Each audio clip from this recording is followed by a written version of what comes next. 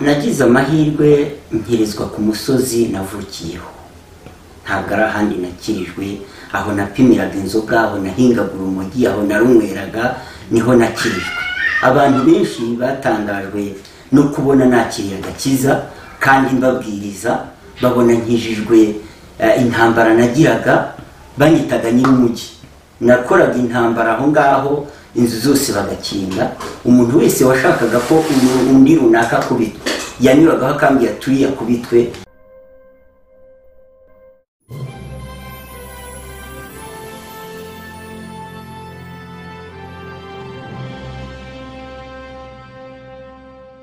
Tuneshejwe no kongera kubasanga ku screen yanyu aho mudukurikira muri benshi, tubashimira umwanya wanyu muduhereza gukurikira ubutumwa bwiza bwa Yesu Kristo kandi mukomeza gufatanya natwe kubaka ubwami bw'Imana.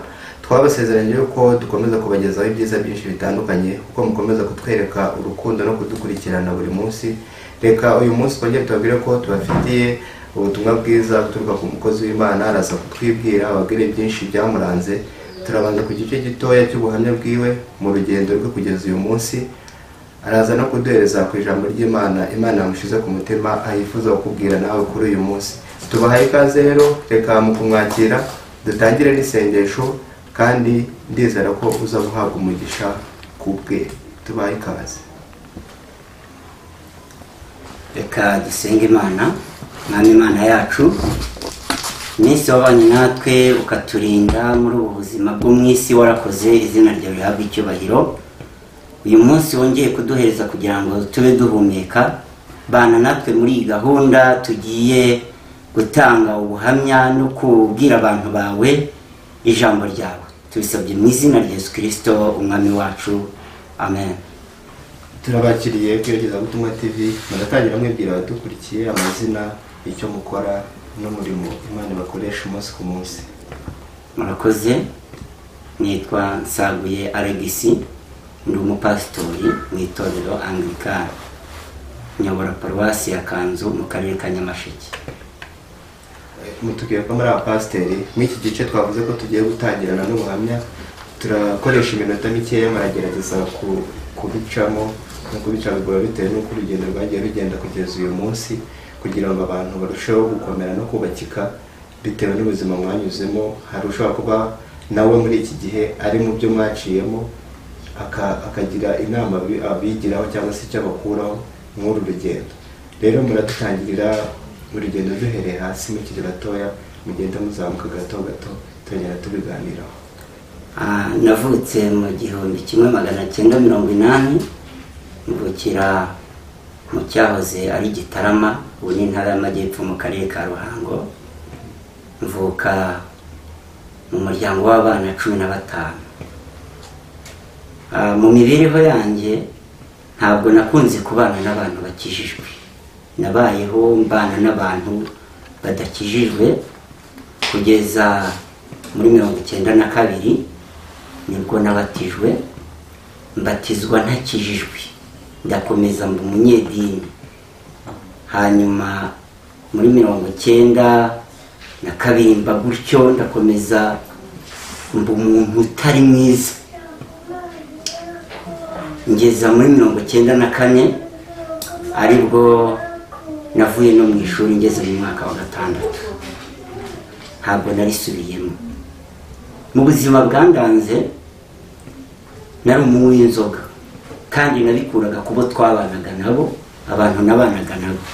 Nta muntu mwiza nigeze mbana nawe mw'ibyo bihe. Nabanye n'abanyigisha kurwana, mbana n'abanyigisha ubugome, kwiba, mbana n'abanyigisha ibintu by'intambara gusa, mbana n'abanyigisha guhinga urumogi no kunywa itabi, kandi byose narabikoze. Ubwo buzima nibwo nabaye ntarakizwa. Hari aho muvuze ngo mu buzima bwanyu mwakunze kubana n'abantu batari beza cyangwa se badakijijwe. Ku muntu wabyumva ni abantu bameze gute? Ni abantu batari abakristo, bazi Imana, batari bazi Imana, batigisha. Aho kunyigisha ijambo ry'Imana ngo nkurire mu mwuka w'Imana, banyigishaga ibintu bibi: kurwana, kunywa inzoga, kwiba, guhinga urumogi, kurunywa, gucuruza akanyanga. ibi byose narabikoze. muvuze ko mwavutse mu muryango w'abana 15 muri iyi myaka umuntu wabyumva n'abana benshi cyane bitewe na gahunda ya leta turimo muri iki gihe, ariko wenda muri icyo gihe byarashobokaga. ubuzima bwari bumeze bute muri abo bana bangana gutyo? ababyeyi bawe imibereho yari imeze gute? Murakoze. Iwacu bari bafite ubutunzi, twari tworoye inka, twari dufite ibigega by'imyaka, twari dufite isambu nini. Nta mwana wigeze arwara bwaki icyo gihe, nta wagize imibereho mibi, bose twari abana bafite igikuriro kandi bafite imbaraga. Yewe nagwingiye kubera ibyaha, urumogi rurangwingiza. Napimaga metero mfite imyaka 17-18, nta santimetero narenzaga. Banyitaga agapigiri, bavuga agapigiri, ngwino hano. Nakoze umurimo wo kwikorera inzoga zijyana ku tubari, nakoze umurimo wo kubaga ihene, nabaye mucoma, nakoze umurimo wo kuba mayibobo igihe kinini. Muri ubwo buzima nibwo nabayemo, kandi wumve narimbatijwe, ariko kubera gukurira mu biganza by'abantu batanigisha, no mu rusengero sinakundaga kujyamo kubera numvaga nta buryohe bw'ijambo ry'Imana, nta kintu byari bimbwiye. muri icyo gihe muvuga ko mwabatijwe, ariko muvuga ko mwabatijwe mudakijijwe. iryo jambo ni ijambo rikomeye cyane. ndifuza ko wenda ubu ngubu mumaze kuba nka pasiteri, hari ubumenyi bwisumbuyeho mumaze kugira ku rugendo rwanyu mutari mufite muri icyo gihe. hari n'izindi nama mwabona muhereza abantu, ariko ndibaza muri icyo gihe mwita ko mwabatijwe mudakijijwe, byagenze gute kugira ngo mubatizwe kandi muvuga ko mudakijijwe? Ntabwo abantu bose babatijwe baba bakijijwe. Iyo nigisha abantu umubatizo, ntabwo mbigisha cyane umubatizo w'amazi ngo abe aricyo baha agaciro cyane. Mbigisha kubatizwa ariko n'umwuka w'Imana akaba muri bo kugira ngo babashe gukizwa neza. Naho ubundi kubatizwa nasanze jyene nabatijwe by'umuhango by'idini, ngo mbarwe nk'umukristo mu muryango wacu, kuko bose barabangirikana, ariryo torero babyirukiyemo. Tubyiruka natwe dukurikira iwacu, ariko ntitwatozwa iby'agakiza, kuko bari abakristo kandi batari inzoga, bari abakristo kandi babandwa, bari abakristo kandi batekera. Nanjye nkurira muri ubwo buzima, n'abandi ku mpande nabegera, mbega nabanaga n'abantu bateye gutyo, ko nta buryohe bw'iby'Imana nari nzi ngo mbari bo negera cyane. ubwo mwaje gukizwa ryari? umwuka wabasanze gutera no kugira bamenye ko nubwo mwabatijwe mu mazi, ariko noneho mugiye gufata urugero rwo kubatizwa n'umwuka wera? Murakoze cyane. Mu 1997 nibwo bavuze bati hariya mwari ya rusengero hari abantu buzura umwuka. Yari kanisa, abantu barimo kumva, abantu barimo baravuza induru, twibereye mu kabari. Ndashyira njya kureba, ngeze iyo ndungurukira mu idirishya, mbona abantu bari mu munezero barimo barabyina. Ndashyira ninjira mu rusengero, bampakare bariko nicara ku ntebe y'inyuma kugira ngo ibyo bintu barimo bitamfata. Mbona bibaye byiza, nsohotse abakristo baransuhuza, baranyakira, bati tuguhaye karibu, bati uzagaruke. Buke mu kindi giterane ndongera njyayo, haza umuvugabutumwa arabwiriza, numva bimbereye byiza. Babonye ngiyeyo kabiri, baza kunsura mu rugo, barankundisha iby'Imana, baravuga bati niba unywera n'inzoga biza ubanze usenge, hanyuma inzoga uyinywa uvuye gusenga nta kibazo. Nubwo buryo nagiyemo, ngezaho babwiriza ku cyo kubura amahoro, babwiriza ku cyo kugendana n'umuntu utari mwiza, ko nawe byanze bikunze ushyira ukamera nkawe. Biri mu ijambo ry'Imana ndifashishe, ndashyira numva koko kubana n'abantu bateye gutyo batanigisha agakiza, numva mfatiye umwanzuro aho ngaho mu rusengero. Ariko n'ubundi banyinjije muri korali sinihana, ndakomeza mu itabi, ndakomeza mu kanyanga, ndakomeza mu inzoga. Bigeze aho ngaho navuga ngo Imana byarayirambiye, ndashyira mfatwa ari ku cyumweru mu materaniro nacurangaga gitari. Umwuka w'Imana uza muri jyewe, mfatwa no kurira agahinda karanyica. Wari wayoboye gahunda araza aramfata ambaza ikibazo mfite, ndamubwira ngo ndashaka kwihana. Abantu umwanya mu iteraniro ndihana, maze kwihana numva ndabohotse, numva ndakijijwe, numva bya bindi ndabiritse, numva ndabizibukiriye. Uwo muyobozi w'ikanisa w'icyo gihe yarambwiye ati rero uhite ufata umwanzuro wo kugendana nabo mwagendanaga, ujye ugendana n'abantu bakijijwe. Nubwo buryo ninjiye mu gakiza, numva bimbereye byiza, nanjye ngirirwa icyizere ngo umuririmbyi. Mu minsi mike y'abantu barakuyobora korali yitwaga Urumuri, korali ndayiyobora. Tukajya tujya mu marushanwa, twari dufite diyoseze ya Shyogwe, twagerayo tukafata umwanya mwiza, tukaba ba kabiri cyangwa ba gatatu.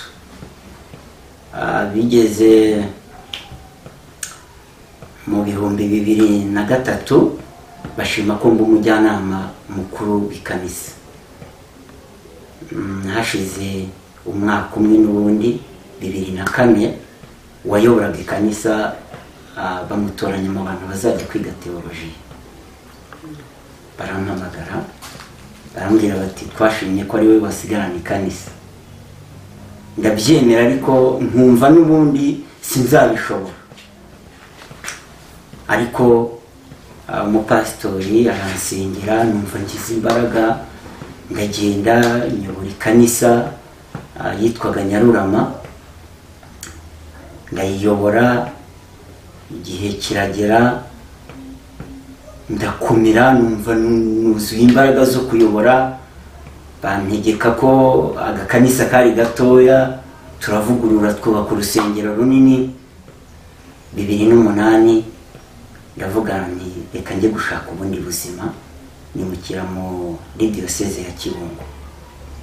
Ngezeyo n'ubundi bashima yuko nkomeza umurimo w'Imana, bampa ikanisa ndayiyobora, ivamweho ikanisa 2, nkomeza gukora umurimo w'Imana. Gutyo numva ndakomeye, nubwo buryo nakijijwe. Unyanganire ngusubizeho inyuma gatoya, kuri bari abantu mwabanaga mu byaha, abantu bari muri kumwe mu kabari, abantu bari muri kumwe muri biriya byose by'urumogi n'iki, ni ikintu kitaba cyoroheye umuntu gusiga icyo nakwita ikigare cye. Hari n'abantu benshi badukurikiye bumva bashobora kureka ibyo barimo, ariko kubera hari ikigare kibaboshye bikaba bigoye kugira ngo bave aho ngaho. Wabwira icyo abantu nk'abo, cyangwa se wakoresheje iki kugira ngo usige icyo kigare kandi bari abantu bawe, zari inkoramutima zawe? Nagize amahirwe nkirizwa ku musozi navukiyeho, ntabwo ari ahandi nakirijwe. Aho napimiraga inzoga, aho nahingaga urumogi, aho narunyweraga, niho nakirijwe.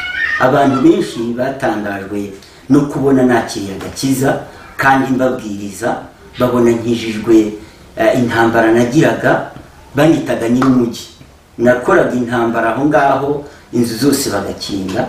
Umuntu wese washakaga ko undi runaka kubitwa yanyuragaho akambwira turi yakubitwe by'uwo mwanya, nahita muhamagara nkamukubita. Nta kintu yavuga, ntiyaregaga, nta kintu yavugaga. Icyo nabwira rero abantu bari bameze nkanjye muri icyo gihe cyangwa iki gihe bakaba bameze gutyo, nuko bakemerera Imana ikabakoresha kandi bagaca bugufi, bakava mu byo bibwira ko ari byiza, bakakira imbaraga y'Imana, kuko nicyo gitanga amahoro. Ariko muri icyo gihe ibyaha byari biryoshye, ntabwo dutinya kubivuga, wenda ko ibyaha umuntu birimo aba yumva biryoshye, kandi niyo mpamvu akomeza gutsimbarara, aba yumva atabireka kandi akumva umutima wavayo ariko imbaraga zikabura. Hari umuntu nabwo udukurikiye utabasha gusobanukirwa ese nzumva ryari ko ari Imana ivuganye nanjye, cyangwa se yakumva umukozi w'Imana avuze akavuga ati wenda ni bimwe byabo, ijwi ry'Imana umuntu aryumva gutari mu byaha, akamenya ko ari Imana imuhamagara. Murakoze. Ijwi ry'Imana uburyo umuntu aryumva ni ubushake bukorera muri we, ntabwo ari ubutumwa yumva ku ngufu cyangwa ngo bamukuruye mu kiziriko ngo nagende yihane.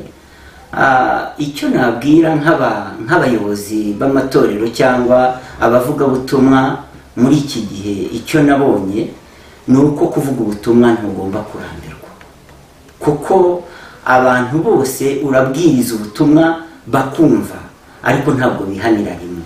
Birashoboka ko muri icyo gihe hari abo twari mu rugero rumwe twaninjiriye rimwe mu rusengero, uyu munsi bakaba batarakizwa.